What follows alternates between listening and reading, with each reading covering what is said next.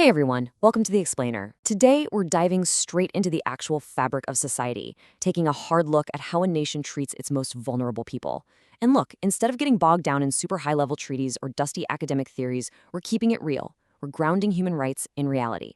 We're going to explore what I like to call the intricate mosaic of margins in India. Basically, we're unpacking these massive, complex historical structures so we can truly understand the lived realities of literally millions of people. Now, right off the bat, I want you to just hold this question in your mind. What happens when a society pushes millions of people to the margins? Because we aren't just talking about a few isolated individuals slipping through the cracks here. No, we are talking about entire demographic blocks being historically locked out of the core of social, economic, and political life. The stakes here, they're absolutely immense. We're talking about basic human dignity, sheer survival, and honestly, the fundamental right to exist equally alongside everyone else. Okay, let's dive into this. To make sense of it all, this explainer will navigate through six distinct demographic groups. We'll look at indigenous peoples, Dalits, minorities, women, child rights, and transgender persons. All right, part one, indigenous peoples, commonly known as the Adivasis.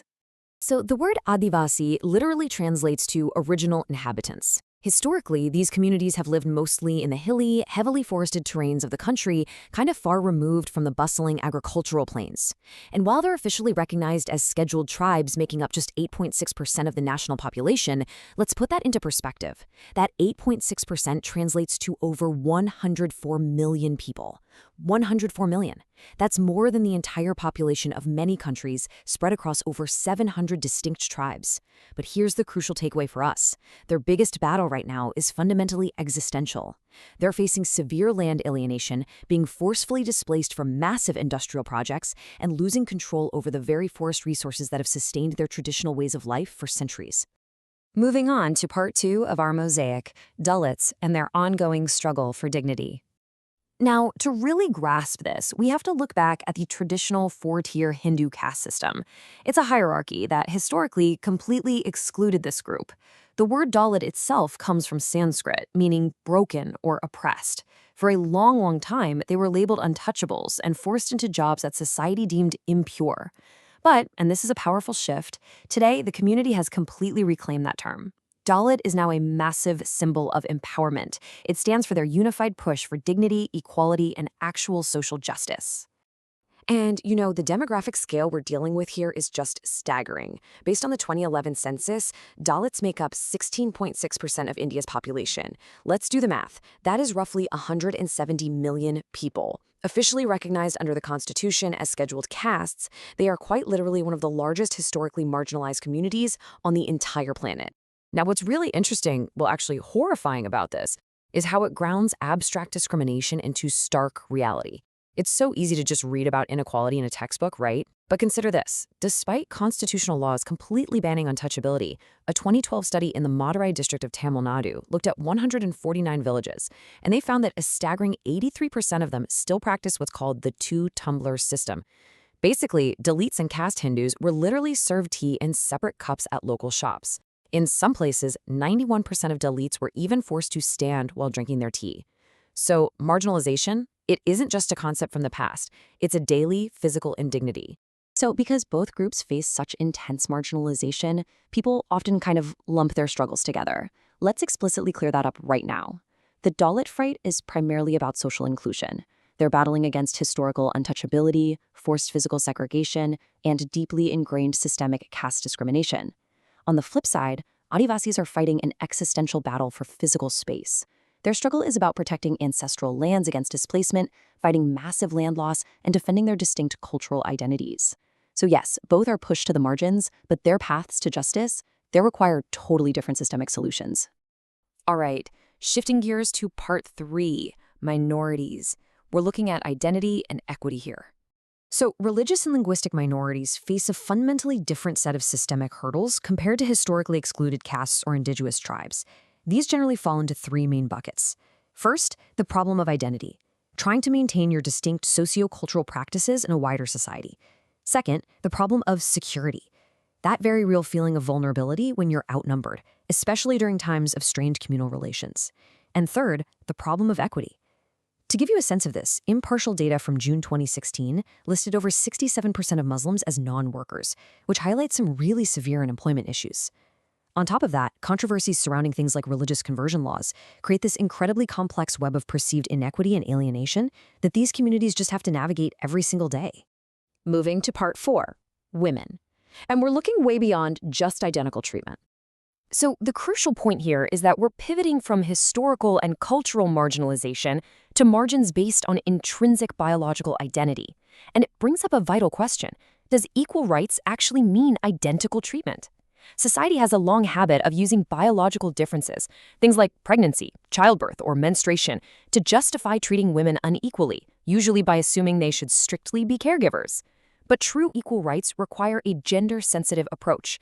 Treating everyone identically completely ignores biological realities. True equality accommodates those realities with things like maternity benefits, specialized reproductive health care, and safe workplaces. That's how we ensure women achieve equality in practice, not just on a piece of paper. And this brilliantly illustrates how harmful social stereotypes are absolutely a two-way street. Take toxic masculinity, for example. We're talking about the immense, suffocating pressure on men and boys to always hide their emotions, to never be vulnerable, and to constantly dominate. If a young boy is constantly told, hey, real men never cry, it literally forces him to suppress his natural emotional expression. These rigid, unrealistic expectations severely mess with men's mental health and their personal relationships. It just goes to show that dismantling gender stereotypes isn't just a women's issue. It's absolutely essential for the well-being of society as a whole. Which brings us naturally to part 5, child rights, the absolute foundation of our society. Now, you might not realize this, but child rights are incredibly deeply interconnected with women's rights. A mother's health, her nutrition, her freedom to make choices, all of that directly impacts a child's survival and development before they're even born. The gold standard globally is the 1989 UN Convention on the Rights of the Child. It has 4 core principles: non-discrimination, the right to life and development, respect for the child's views, and one absolute non-negotiable rule: the best interests of the child. This principle must always, always override adult convenience or financial need. So if a 14-year-old says they want to work in a dangerous factory because their family is broke, the law says, nope, that is not valid consent. Protecting that child from exploitation and putting their education first is literally the bedrock of a healthy, functioning society. Let's move to our final group and see how this builds into part 6, transgender persons and the fight for recognition. To truly understand this community's decades-long fight for basic constitutional recognition, we first need to get a handle on what gender dysphoria actually is. Put simply, it's the intense distress someone experiences when their internal gender identity simply does not match the biological sex they were assigned at birth. But here is the absolutely critical takeaway, guys.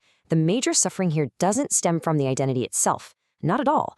The real suffering overwhelmingly comes from the outside, from brutal social stigma, heartbreaking family rejection, and just immense discrimination when trying to get an education, find a job, or even access basic health care. For decades, this community was just pushed to the absolute furthest fringes of society. But then, the narrative shifted massively. We hit a turning point in one incredibly huge milestone year, 2014. The Supreme Court of India delivered a ruling that completely altered the legal landscape forever. This was the historic NALSA judgment. The Supreme Court officially, finally, recognized transgender persons as a third gender. And look, this wasn't just some nice symbolic victory, it was a firm legal mandate. It meant transgender individuals were now legally entitled to equal protection under the Constitution. The court essentially ordered the government to treat them as a socially and educationally backward group. That meant mandating highly protective measures like targeted welfare schemes, sensitive healthcare access, and fundamental human dignities, like literally just providing separate public toilets. It was a real game changer. So, we've walked through the data, the sheer demographics, and the laws explicitly designed to protect the margins of society. But I want to leave you with this final, genuinely provocative thought. Is legal protection alone enough if societal attitudes stay exactly the same?